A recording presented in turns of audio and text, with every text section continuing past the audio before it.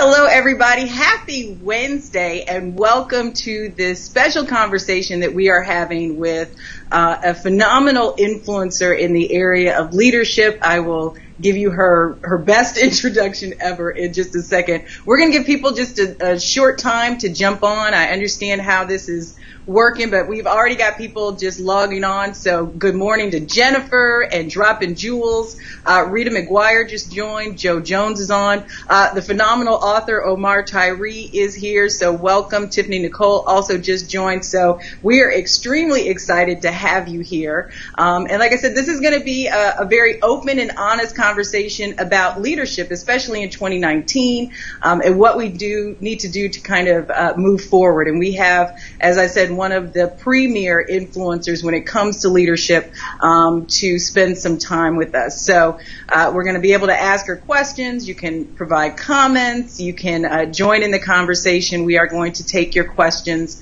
live. We've already had a few people that have gotten extremely excited and submitted some questions beforehand. But we are going to talk about the foundation for our guest's success and how she has built a multi-million-dollar company and how she continues to influence not just women and men of our generation, but also the younger generations as well. So, hey, Charles, good morning to you. Thank you for joining. Thank you for all the waves and the likes. And let me just tell you a little bit about myself, and then we are going to bring in our guest. My name is Nikki Woods, and I am a media veteran of 20 years, and now I help others with their brand and visibility and leveraging the media to build bigger businesses. So, hey, Vicki, good morning. Florida, nice to see you. Rudy Rush, phenomenal. Jerome Kent, Yolanda Faye, welcome to this special conversation. And let me introduce you now to our guest. You see her on screen. She looks phenomenal, and you will be moved not only by the conversation, but her heart and also her depth of knowledge when it comes to leadership and business. Her name is Dr. Angela D. Reddix. She is the chairman and founder of Envision Lead Grow, which is a nonprofit organization aimed at aspiring girls of all ages to chart their destinies by teaching them the skills and dedication required to accomplish their dreams through entrepreneurship. Her own entrepreneurial drive led her to found Reddix, an award-winning healthcare management and IT consulting firm with 100 plus employees. So welcome. Hi, Dr. Reddix. How are you? Hello, Nikki. I'm fantastic on this Wednesday morning. Well, you look phenomenal. You look like sunshine over there, and I'm super excited about this conversation. We've got people tuning in from New York, from the Bahamas. We have Saudi Arabia checking in. Wow. Yes, it is phenomenal, and I recognize a lot of people that are in the world of entrepreneurship and business who are eager to learn from you. So one of the things that I certainly want to mention is that you have a brand new website, AngelaReddix.com. It is a phenomenal wealth of information about leadership with articles. You have a download for people called the Reddix Rules, and we're going to talk about that in just a second. But I certainly wanted to give you a chance to add to my intro of you if there's anything else that you wanted to share with the audience. Well, Nikki, I think you did a fantastic job with the intro. I would say to the audience, first of all, thank you for joining us. I recognize for many of you this is the middle of the day, but I think it's an important conversation for us to have. I'm often asked to speak about my 12 years running a federal government contracting firm and some of my tips that I would leave for others. And what I often hear people talk about is really starting their business. How do you start the business? How do you maintain? How do you sustain the business? I think an important part to the conversation that we often don't speak about is how it's just very difficult to do it alone. And so in order to do it with a team, you really need to understand leadership. So the discussion about entrepreneurship and leadership, having an organization that, our numbers have peaked to 150 employees at times. It is very challenging to manage not only the vision and mission of the organization as a small business, but also ensuring that your most valuable assets, your people, are properly mobilized to move towards the vision. So I would say that is my passion. That is what I'm spending much of my time working on, not only what does it take to have the technical expertise, but also documenting what it takes day in and day out to manage your vision. No, absolutely. In the conversations that we've had, I've learned more about leadership than I have in my entire stint as an entrepreneur. So I think it's phenomenal. And for those of you, we're going to talk about 5 essential principles for becoming a better leader, or as we call them, the Reddix rules. And you can go to the website and download your copy at angelareddix.com/Reddix rules. It's a free download, and we're going to talk about some of those principles. But we have got people checking in from all over. We have Ralph from Hawaii, so welcome to this conversation. Also, Nigeria, Lagos, Nigeria has checked in. George Daniels from Chicago has checked in, as well as Latoya Bell. So welcome to the conversation. So why the Reddix rules? Let's start there. Why did you decide that you were going to develop a system, not only for yourself, but for others to follow that would help them become a better leader, a system of principles? You know, Nikki, I think it's important as an entrepreneur. You know, I spent many years in corporate America as a senior leader in large companies. And starting your own, you almost feel as if you're on an island on your own. There are many perks to being an entrepreneur. Some people think, okay, you're your own boss. No one is the boss of you, so to speak. You know, in my reality, that's not the case. You know, the government is my boss. You know, you pay taxes. You have employees, and in many ways, they drive what you do. But as far as being accountable to someone, that is critical. And so as the CEO, it's important that you have a set of principles that become your guiding principles in how you are going to conduct your business. And so that's really what a rule is. And so I've started documenting those Reddix rules. This first iteration are the top 5, I would say, but they will grow, and you'll find more on the website. But these are some of the principles that I hold to be true as I've learned by doing. I certainly value education, and you know, even as an entrepreneur, I went back to school to study entrepreneurship and business, and obtained my PhD at Oklahoma State University. So in reading the literature, there's a lot that I learned there, but honestly, experience has been the greatest teacher. And so I'm not here to preach to anyone. I'm saying that through my trials, through my trepidations, I found some things that have worked for me and some things that have not worked for me. And so if there's anything that I can share that will allow someone to go down this path a little bit easier, then I think it makes it all worthwhile. And so these are principles that I've found to hold true to the days when I felt like a success. And then there's days that I didn't feel so great. And so I've documented those also. But the Reddix rules, I hope, will inspire others to create their own rules. And if you can use some of these to get a start as a starting point, great. But we all should have a set of guiding principles that we govern ourselves accordingly. So let's talk about one or two of those. Which ones do you want to break down for us? Which ones are your favorite Reddix rules? Ooh, that's a little difficult, but I'm going to start with number 1, I think, and then number 5. Number 1, find your passion. So often, working with Envision Lead Grow, where I'm working with young middle school girls across the nation, by 2020, we will have 1,000 girls in our pipeline in 48 states. And within those states, we've selected the cities with the highest level of poverty. And so we introduce these girls through an immersion program into entrepreneurship as a way of transforming those communities. We are just so excited about what we've seen. This year, we're on our 30th state. And so we've seen transformation happen within these girls. But what happens is they're transformed, therefore their parents are transformed, their communities are transformed. The first thing that we talk to them about is finding their passion. And unfortunately, some of these girls come to us, and even at the age of 11, they've been exposed to things that are just things that even some adults haven't had to experience. And so the first day we have them dream. Just dream. If you didn't have any boundaries, if there were no constraints, what are the possibilities? What makes your heart sing? So we talk to them about finding their passion at a very young age. And so if 11-year-olds have a difficult time dreaming, imagine what adults have as they've fallen and have felt like they did not win, that they're failing. Sometimes you have a little bit of fear about dreaming.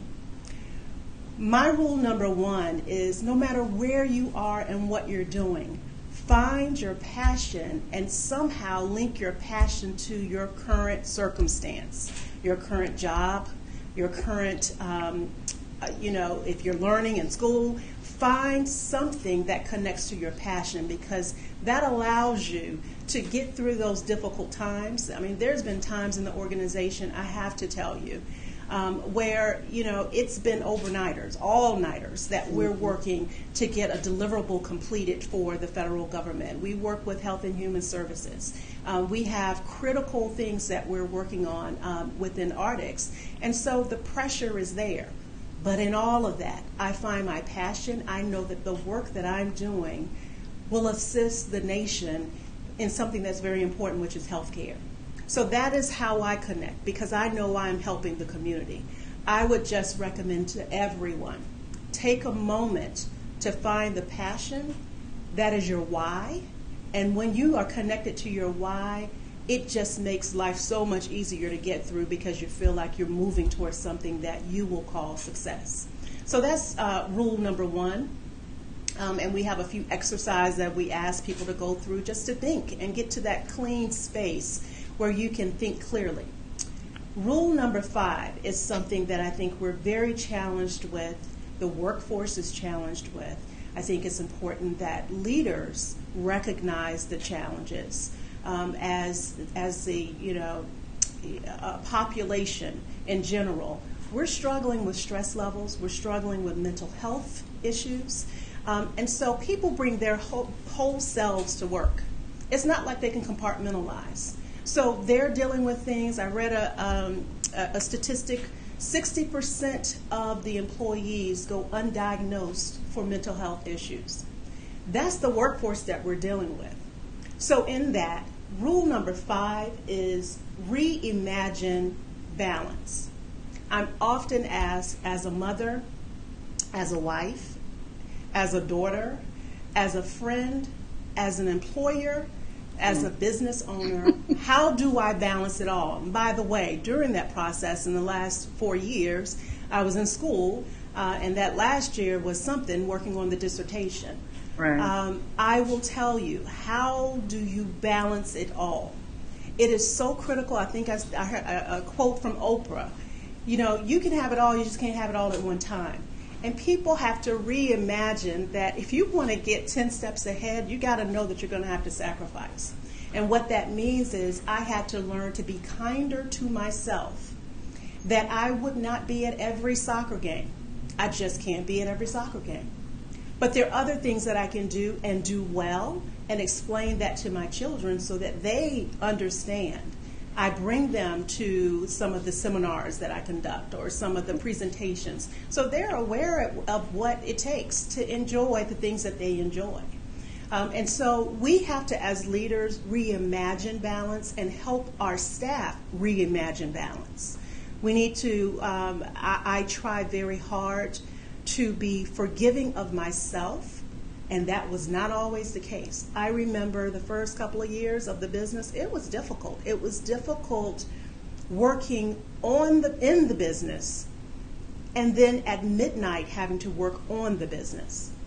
And so you're burning the midnight hour, and you're doing that every day. And so it was very challenging to forgive the small things that weren't done, because, hey, it was a lack of experience. 2 years in and running a business and having to manage it all, you just don't know how big, if a ball drops, what really is going to happen from that. Right. And so it's experience that teaches you that, you know what, the ball can drop and the show's still going to go on. And so you begin to be more forgiving of yourself, therefore you can be more forgiving of others. And really ensuring that we're demonstrating what we want others to emulate. It is such an honor to be able to be a leader. It's an honor that someone will follow you. And so I take that honor very seriously, and so I constantly check myself and what it looks like to have balance. So we're getting some great comments. Leah checked in and said that's very thoughtful and positive. James from Florida says that that's an amazing wealth of information, and he's going to download the Reddix rules, so that's good stuff. You said a lot of things that I could talk to you about forever, but one of the distinctions that I want you to clear up for us, and I've heard this probably about 5 times in the past 5 days, is the difference between working in your business and working on your business.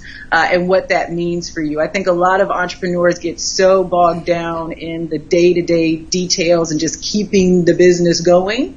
And so they don't ever get to really develop their business, to where it would grow. So can you talk just a little bit about that part of it?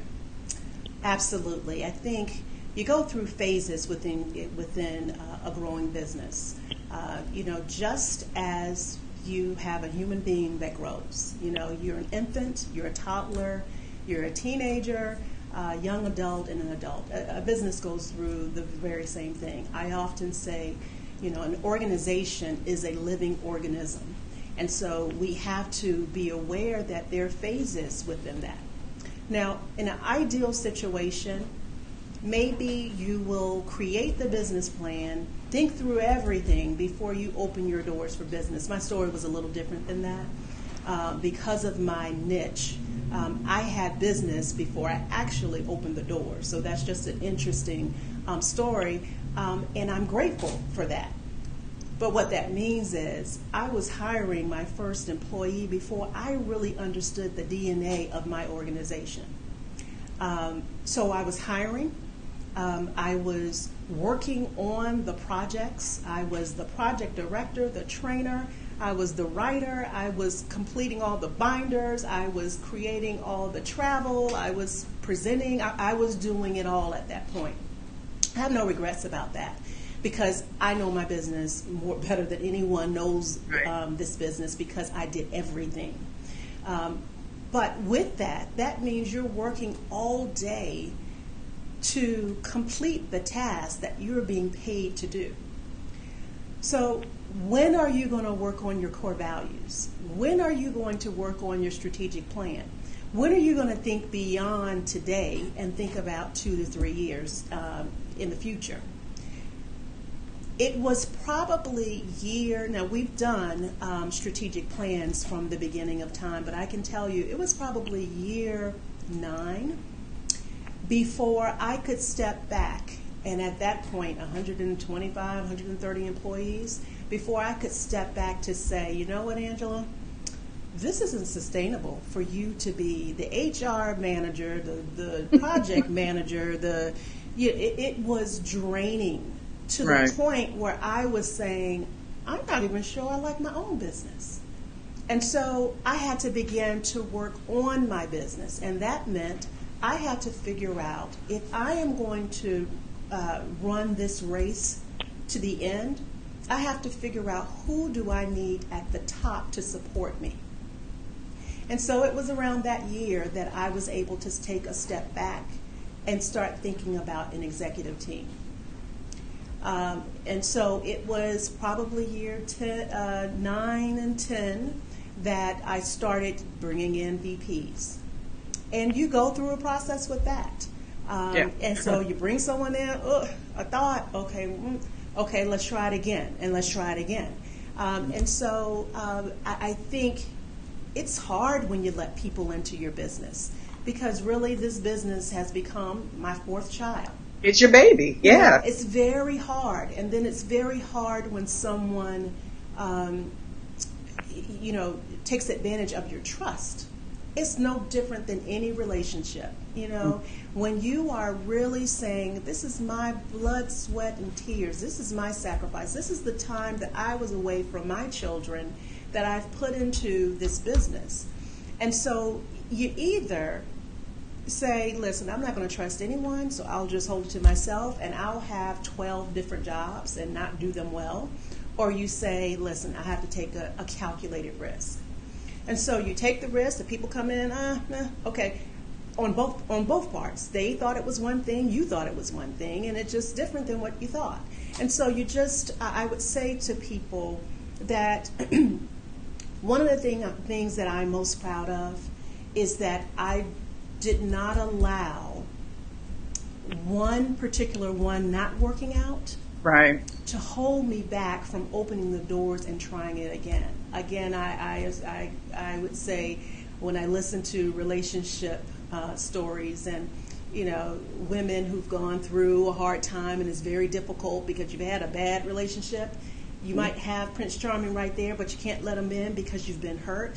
There's no different to me than letting someone in your business, that you're the founder, the CEO, that you have worked and worked and worked, and someone really takes advantage of the situation. And so I really would say it was at that point that working on the business, which meant we could do 5-year forecasts. We can do investing so that we could figure out diversification. And so that's what I mean about working on the business, working on processes that make you more efficient. So that leads us to a question from Marsha P. She submitted a question that asked your advice about being a solopreneur. And is it possible to do that and be successful? You know, successful. Success is a very interesting term because my success and your success will always more than likely be different. And so it just depends on what your success measure is or your measure of success.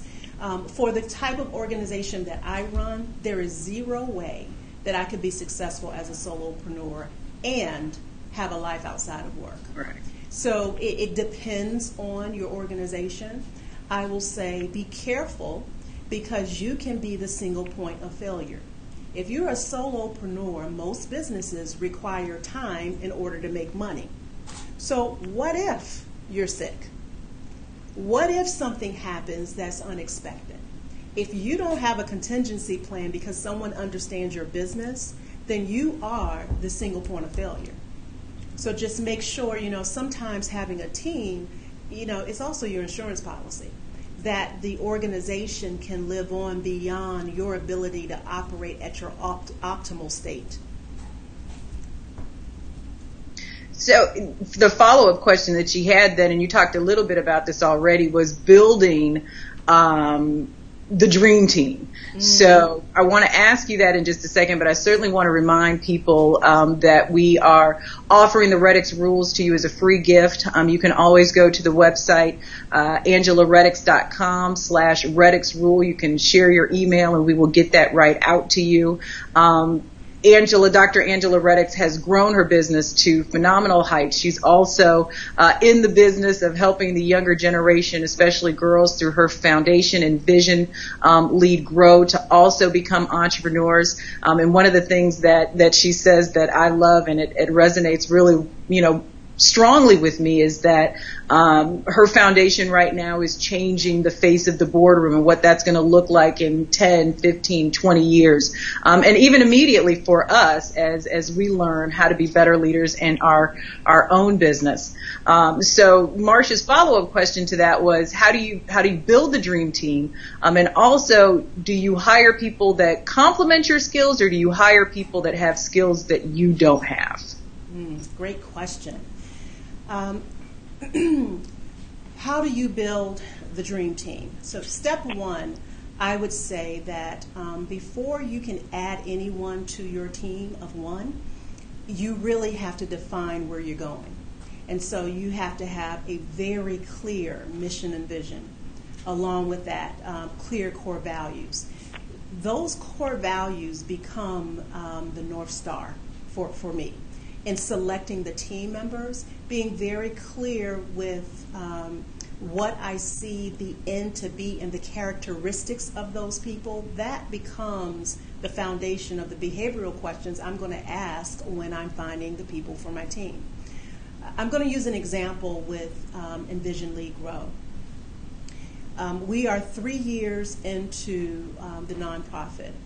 We have a very bold mission to transform the lives of 1,000 girls by 2020. And so we had steps that we were taking. So by 2019, the number is 600 that we're reaching, and we're reaching that this summer, not only just 600, but in 38 states. So it was very clear where we're going. So in order to get there, we had to determine the roles that were necessary to get us there. Based on figuring out our stakeholders, and that was a key part to this. We also needed to have donors, so that was a key part. And this is a research-based organization because the actual concept came from my original study, which was my dissertation, and now it's a longitudinal study. So we had to have someone who was going to focus on data.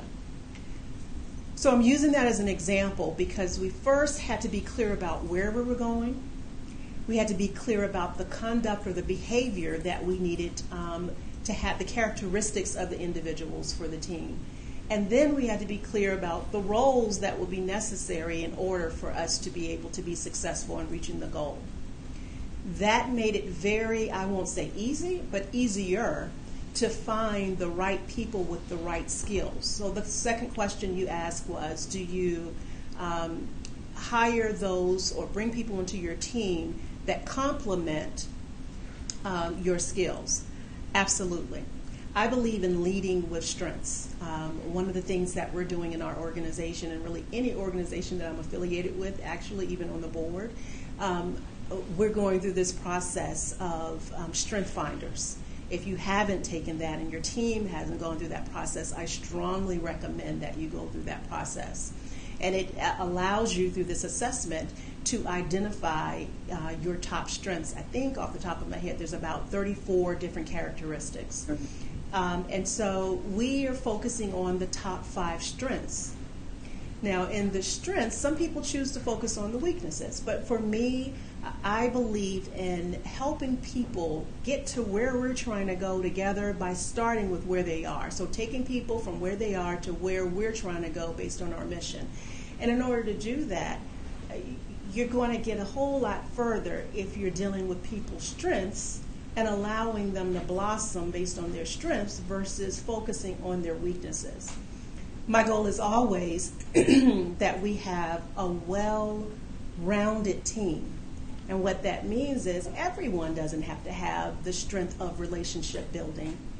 But if someone has that strength, and certainly the person who's going to be the one developing the business, it would be good for them to have relationship as one of their top characteristics. Sure.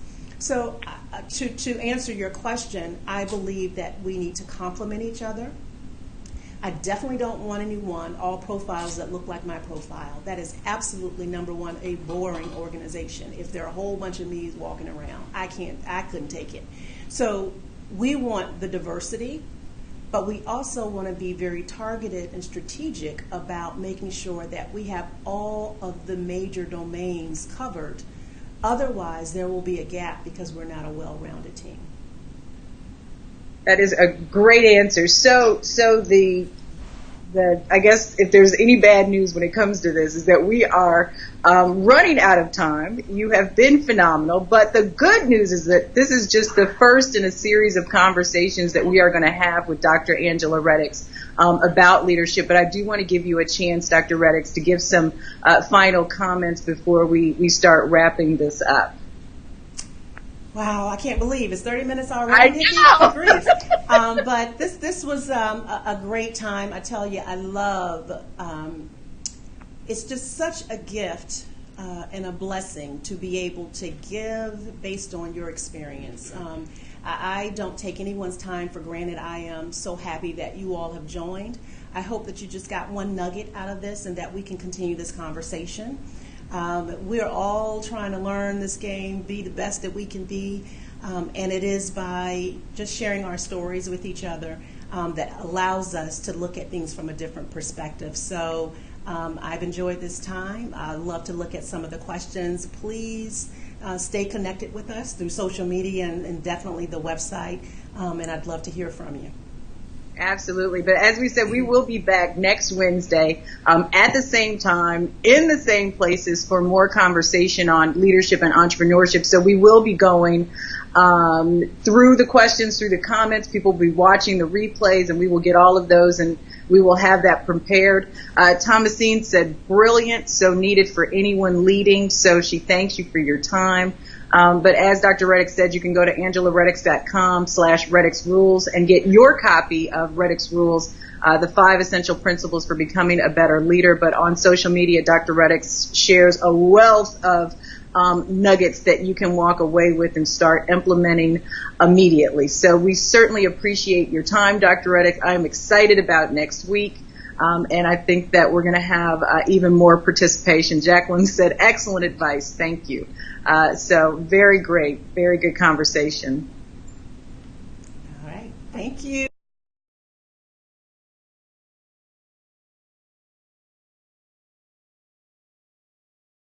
Dr. Reddix and myself, we thank you for joining us, and we will see you next time.